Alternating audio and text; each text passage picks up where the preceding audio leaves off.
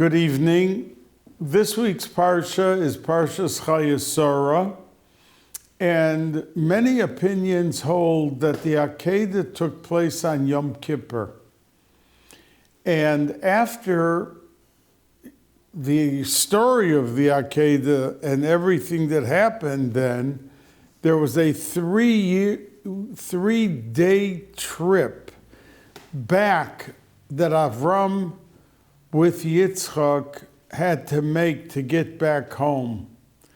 Now, we know that the Satan was dying to get Avram Avinu to regret the Akedah, because we know that throughout the hundreds and hundreds of years, that has been the cementing factor of our plea to our Kodesh Baruch Hu for a good year. Zachor Akedas Yitzchak. Please remember that Avram Avinu was there and 100% was ready to shecht his son just for you. So there was a 3-day trip back home, and the Satan had whispered into the ear of Sarah, do you know where Avram, your husband, is? He has right now the sharp knife, the macheles, on the neck of Yitzchak to bring him as a korban. And Parcha Nishmasa, her neshama flew out and she was nifter. Now, we also know that when a regel comes, and it was almost Sukkot, because after Yom Kippur there's only 4 days in between, and it took 3 days to get back, so it was the last 36 hours before Sukkot. And after Avram Avinu buried Sarah, he only had a few hours to sit Shiva. And that's why in the word Velivkosa, and to cry for her, there's a small chaf. And there are many reasons for that small chaf, but one of them is because it means and to cry for her, but the crying wasn't so much, because if it was Erev Sukkot, they only had a few hours to sit Shiva, because we know the rule that if someone is sitting Shiva, lo aleinu, lo aleichem, and Yom Tiv comes in, it takes off the Shiva. And that goes for Rosh Hashanah, Yom Kippur, Pesach, Shavuos, and Sukkot. So that's why the crying, the statement about the crying, is missing in the full strength of each and every letter, because the crying was so limited and it didn't go for longer. Now, the question Meforshim ask, why is it that this Seder, which basically talks about the Petira, the death of Sarah, and at the end, the death of Avram Avinu, and then later in Parshas Vayechi, the whole story of Yaakov Avinu leaving this world, and the name of the Seder is Vayechi, and he lived. And over here, it's Chayei Sarah, the life of Sarah, as if she's alive, when in both cases they were nifter. So the Meforshim explain that the indelible mark of Sarah and Yaakov Avinu was so tremendously imprinted in Klal Yisrael that we're not thinking of her departure from this world. We're thinking of that indelible mark, of that impression that she made everlasting, so much so that the Medrash says that Sarah lived 127 years. And the Medrash comes and says and stresses, underscores the fact that Esther, who was her great-great-great-granddaughter, ruled with full majesty over 127 countries, medidos. Now, we know that Sarah's life carried with it a lot of pain and grief. She was taken by the Melech Mitzrayim. She was then taken by Avimelech. She didn't have children for quite a while, till she was 90 years old. And she was 89 when she found out about it. So why do we, with such a shining example and full luster, talk about the life of Sarah? And that's why Esther was zoicha to have 127 Medinas. But the Mefarshim say, we don't look at the years of a person. We look at the impression they made for posterity, that they made for their children, their grandchildren, and forever, imbued and imparted and instilled as part and parcel of the essence of their DNA. And Sarah Imenu, who, by the way, was the only one that had Nevuah, the other three Imos had Ruach HaKodesh, Rivka, Rachel, and Leah, but they didn't have Nevuah, the power of Nevuah, as the Gemara says. So Sarah saw that she had many stumbling blocks in life, but she knew how graciously and gracefully to be able to handle every bump in the road. That when she went to Avimelech, and it turned into a revolution, so much so that when she came out of Avimelech and the way she davened for him, that's when she became expecting with Yitzchak. So the rule is that when we do for someone else, it emboldens and it strengthens the backbone of our own structure in life. And it comes about in a very powerful way. Because if you took a look at the life of Sarah, she only followed Avram Avinu. He was the head, the king of the household. And she, in her unspoken, soft manner, was the queen. But when she saw that Yishmael was a negative force on her son Yitzchak, she took a stand and was very tough about it, that she said to Avram Avinu, I want this boy out of the house. And HaKadosh Baruch Hu agreed with her. Kol asher tomar elecha Sarah, shema b'kolo. Listen to what she's telling you. So we see that Sarah knew how to be the soft, edel, quiet follower and cementing factor in the household. But we also see that she had the backbone and the ability to take a stand when it came to the ruchnius and the spirituality of her household. Now, the Rabbeinu Yoina, who was a prominent Rishon, you know, the Rishonim, Rashi and the Ritva, and the Rashba, who was the Rebbe of the Ritva,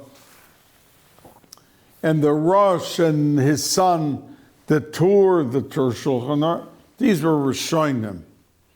When it came to the Maril and to the Maral Miprag, and all, that was like the first generation of Achronim. So Rabbeinu Yoina, he held differently than most of the others. He held, we all agree that there were 10 tests. Asara Nisyonis Nisnasa Avram. He was tested 10 times.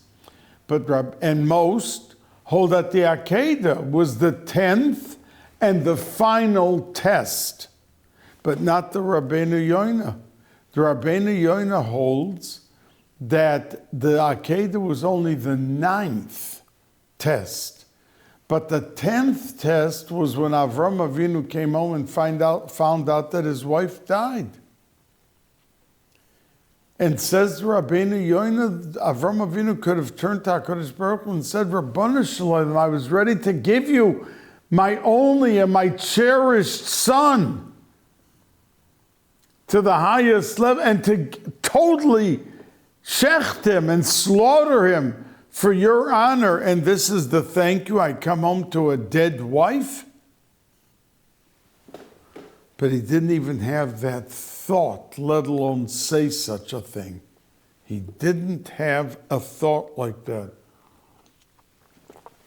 And then to add to that 36-hour rendezvous when he got home and found Sarah, and as we said last week, that the calf ran away from Avram to Shecht for the Malachim because the calf wanted, as the Maril says, and the Arizal expresses, to get Avram Avinu to follow the calf until Ma'oras HaMachpelah. So 38 years later, now, our Sedra, he would know where the Ma'oras HaMachpelah is.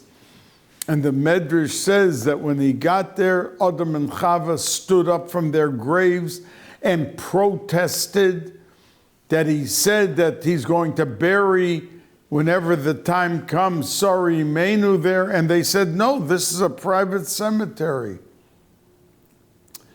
And he debated them, and they finally gave in, and he walked them back to their graves, and they were buried there. And that's where he had to bury Sarah. But it was a tremendous test, because even when they knew where she'd be buried, he had to start the negotiations with the Chitim, with the Ephron, who was like a used car salesman, that he talked nice. It says, why is his name with a Vav? And the last time it's mentioned in this story, in this parsha, it's without a Vav, the name Ephron. And Rashi brings the Chazal because he was a very big talker. Oh, what's between us? 400 silver coins. 400 silver coins, Arba Meo Shekel Kesef, was a tremendous amount of money to pay for the Ma'oras HaMachpelah. And he wanted to make sure to pay, because they said to him, be our guest, you can have it for free. And even Avram Avinu could have said, the Meforshim ask, why didn't he just come there and say, listen, Hashem, God gave me Eretz Yisrael. I don't have to beg you and debate with you and negotiate with you. It's mine. And I'm bearing her here with you or without you.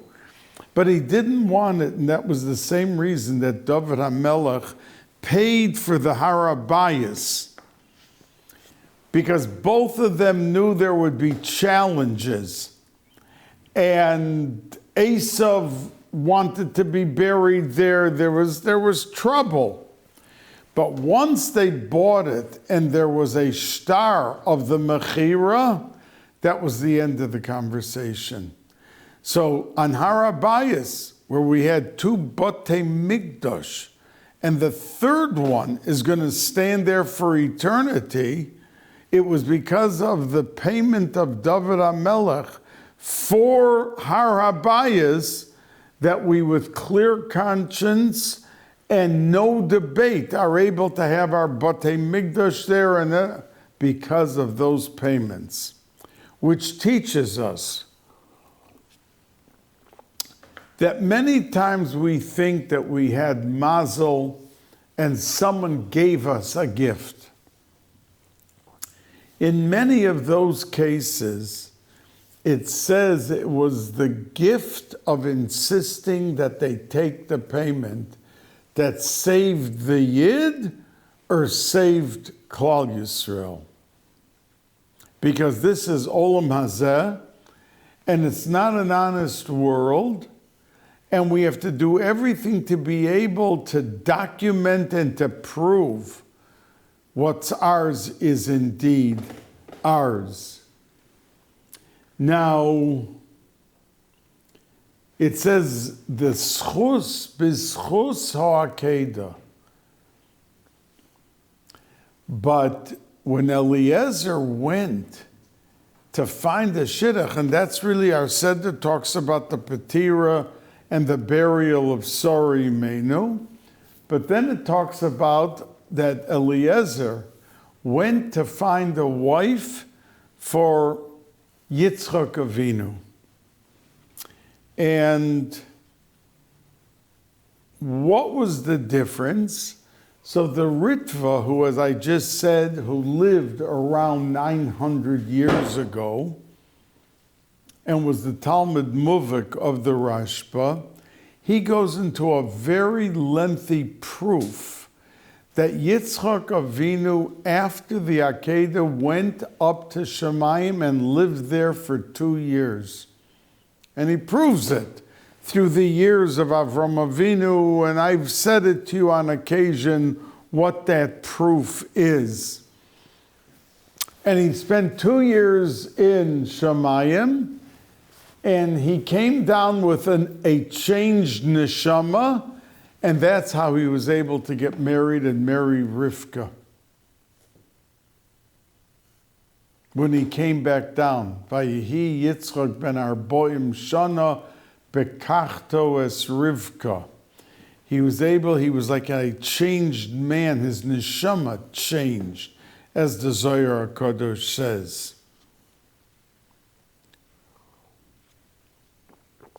And he was able to come down and to be here. But when Eliezer went to find a wife for him, he came, and the Medrash says, Chazal say, that she brought water, that he said, if the girl I meet is going to give water, show compassion, show chesed, show sharing, that's the one who I know. And he mentioned first, B'schus yukach no ma'ad mayim, and in the schar of, in the schar of Yukach Namayim, that he offered some water to the angels, and in the schus of the Akedah.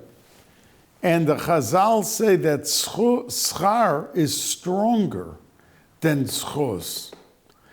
And that's why he mentioned the fact that Avram Avinu, so sick and so hot and everything, went and offered the water. He had his son who he wanted to teach. He sent Yishmael for the water. The other things he did himself. But he mentioned first, Eliezer, the schar of the water before the schus of the Akedah. If any of us would mention, we would first mention the Akedah. The fact that there was some water given. But the Chazal say why? Because a schus can be lost, but that which was done so purely, like Avram Avinu, if he would have had one machshava of regret, came home, found his wife dead, fighting with Ephron, back and forth, negotiating, he could have lost the schus. Because the Gemara says that when a person does something and he gets the schus, but he could end up having some regret, and that's why the Gemara says that a person, when he gives tzedakah, should not give more than 20%. Because let's say he gave 50% 1 year, and 2 years later he's having trouble with money, he's losing his money. That if he ever says, Oy Gewalt, why did I give that year 50%? I shouldn't have done it. He is toyala ala rishonos. He regrets what was done earlier. He loses the schus. Loses.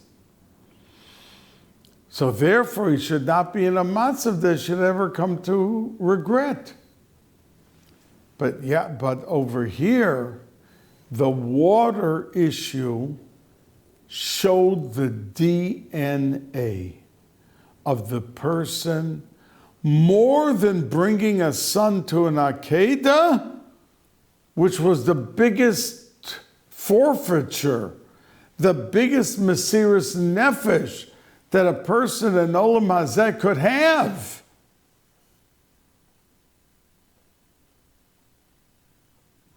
And he could have lost it with one machshava of regret that he stood firm. So Rabbeinu Yoina says that that's why coming home and those 36 hours were the bigger test than even the Akedah.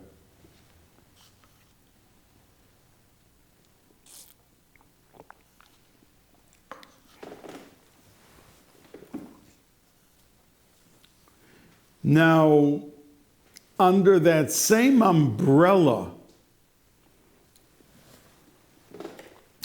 we come to ask, why was Avram Avinu so against taking a girl from the Canaanim? That's where he lived. And yes, they were Oivdei Avodah Zarah, but his relative Besuel and Lavan, they were too. So why and they were far from tzaddikim. So why was he so insistent that when he got done, he even made him swear? And as I tell you before Yom Kippur, that if somebody swears, when Bezdin had to effectively institute a shavua of swearing, they had everyone dress up in black. They had the lights and the candles. In those days they had no lights, but the candles turned off to set a mood of death, of darkness, that you're about to make a shavua, a swearing.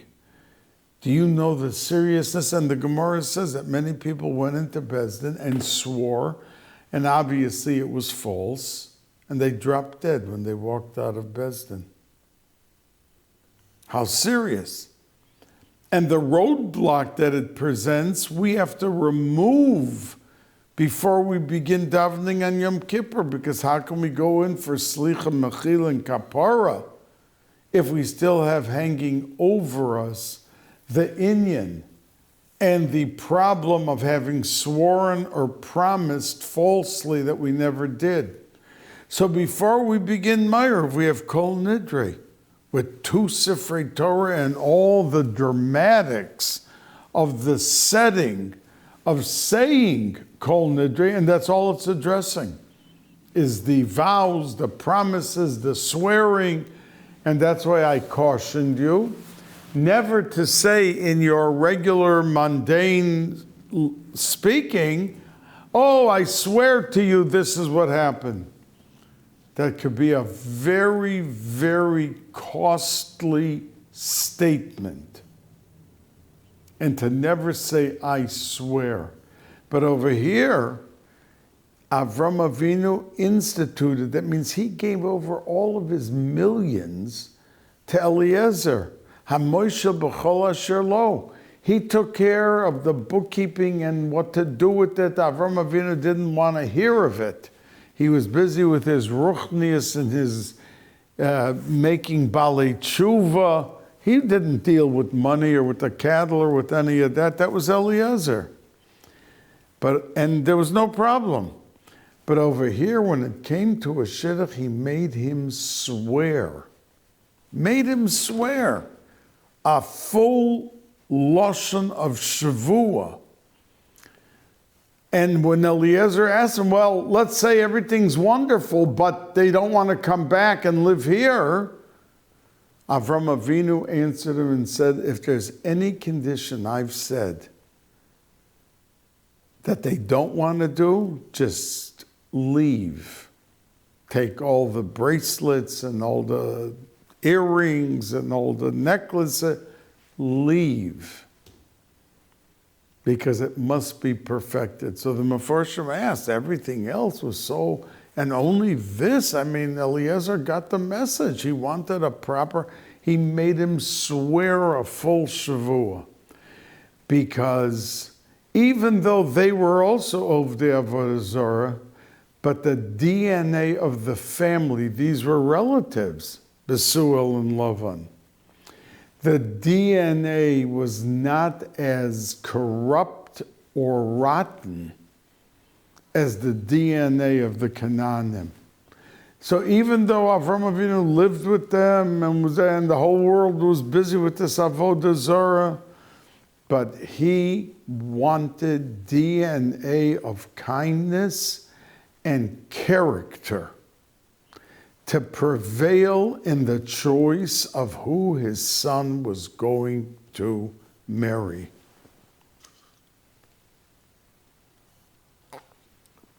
And Avram Avinu knew that his son was an oiled tamim and he was never allowed to leave Israel. Avram Avinu left Israel, went down to Mitzrayim, and so did Yaakov. But not Yitzchak, who lived the full 180 years that all of the of us were supposed to live. You know, the end of our Seder, when it says that Avram Avinu passed away, and it says, Ve'ela Shemos, Ve'ela Yemei Chayei Avram, and then it says, Asher Choy, which he lives. So the unfortunate say, if you said these are the years that he lived, what do you have to say, Asher Choy? And we only find in the whole Torah only two places it says Asher Choy. Adam and Avram. And why, say the Chazal? By those two, does it add those words, Asher Choy? The answer is because those were the two people in this world who ended up living shorter than what they were supposed to live. That means Adam, he was supposed to live 1,000 years. And he saw that David HaMelech is going to be stillborn. He's going to be born Nebuch dead.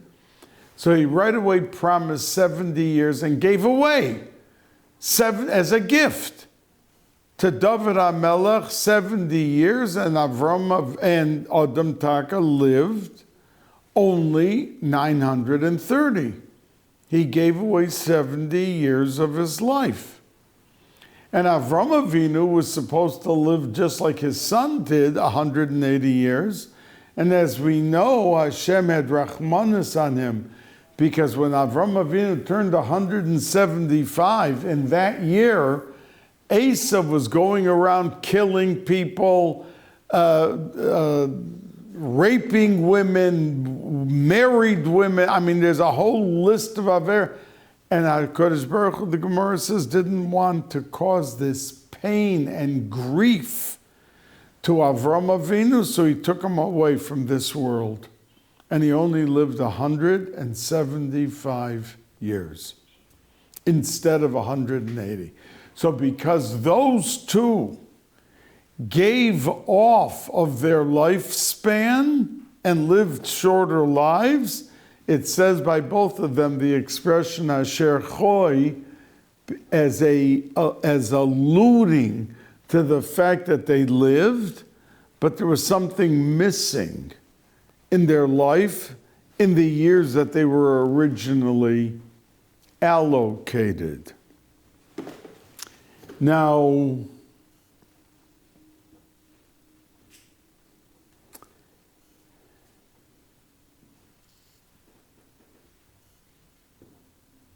when Avram Avinu came back, it says, Vayavo Avraham. Avraham came. And the question asked by the Gemara is Mehechon hu ba. And Rashi quotes it. I'm getting a little warm, so I'm turning on some air. That where the Gemara asks, where it says Vayavo, he came. He came from where?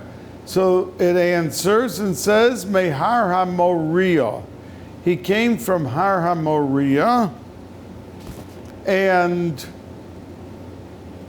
he was able to, with the strength of that occurrence, he was able, because even after he got done with the Akedah, he wanted to give the korban, and the ram got entangled in the brush, and he had to untangle it. It was a nightmare for him to be able to constantly test him and see how he would come out from all of these testings.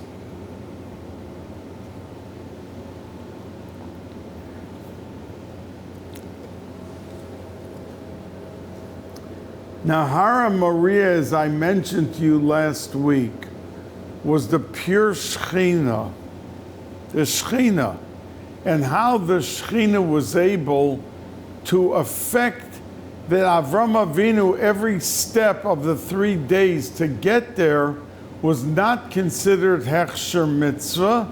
It was considered a mitzvah in and of itself, because at Har HaMoriah was the Shechina. So the actual effort to get there was done in the proper way to be able to get and maximize each and every step that he took to get to Har HaMoriah and come to the Shechina, that for both all the preparation or the steps getting there and from actual being at the Akedah when he came there. Now, Avram Avinu, we know that he was Misaken Shachris, and that represents really Chesed, because what is Chesed? It brings out a smile. It brings out a fulfilling lunch or dinner by the person you're doing the chesed with. And that was the power of Avram Avinu, to be able to maximize the effect for everyone who brings a smile on the face of another Yid, and to be able to do the chesed and benefit the other Yid. And that's why it says that the first thing that Eliezer, said was about the water, because that was all about how somebody in Olam Hazeh raises the level of a person's life, beginning with the smile on his face. And many Rebbeim, many Hasidic Rebbeim used to say that the tafkid of a Yid coming down to this world is that if he only came down to do a chesed for another Yid, that in and of itself would be enough reason that he came down to Olam Hazeh. and to be able to carry the day with that in and of itself. Now, the pasuk says that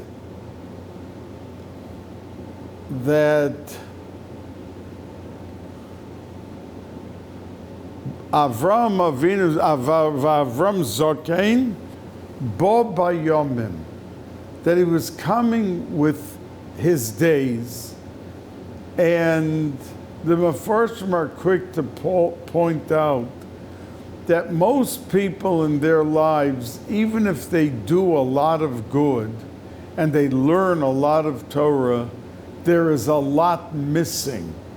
They'll find there was a week here, and there were 3 days there, and there were many, many days in the lifetime that nothing positive was accomplished, and that Avram Avinu was able, the pasuk says, it wasn't that he got older, but it was Bo Bayomim, that he came with each and every day, like we should at the end of a day say,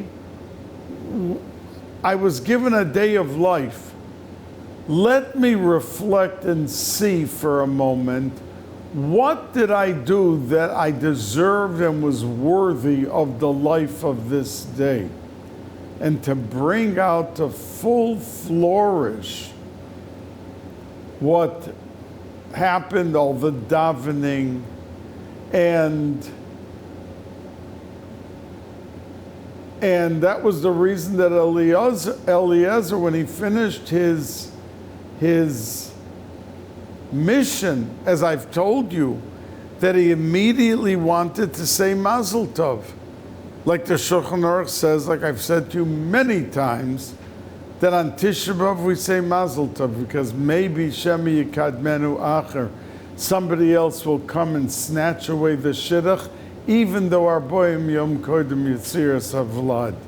So Eliezer was very thirsty to complete his mission and not have any ikuv lamala, that he would be able to come back fulfilled. And that's how we have to look at each and every day of our lives, that we have fulfilled in the day worthiness of having been given the time and the opportunity to live in Olam Hazeh. Because when a person is nifter after 120 years, the schusim finish. He can't at that point do any more schusim. And that was why the Vilna Gaon cried, because he said, in this world, for a few pennies, you can buy tzitzis, and every second the clock is ticking. And with tzitzis, the Arizal says, even though that tzitzis is not a mitzvah at night, but it's a shmira, and it's a tremendous shmira, which is even higher than tefillin, which is higher on the rung, says the Arizal. It's a bigger inyan lamala tefillin than tzitzis, but in the area of shmira, tzitzis carries the day.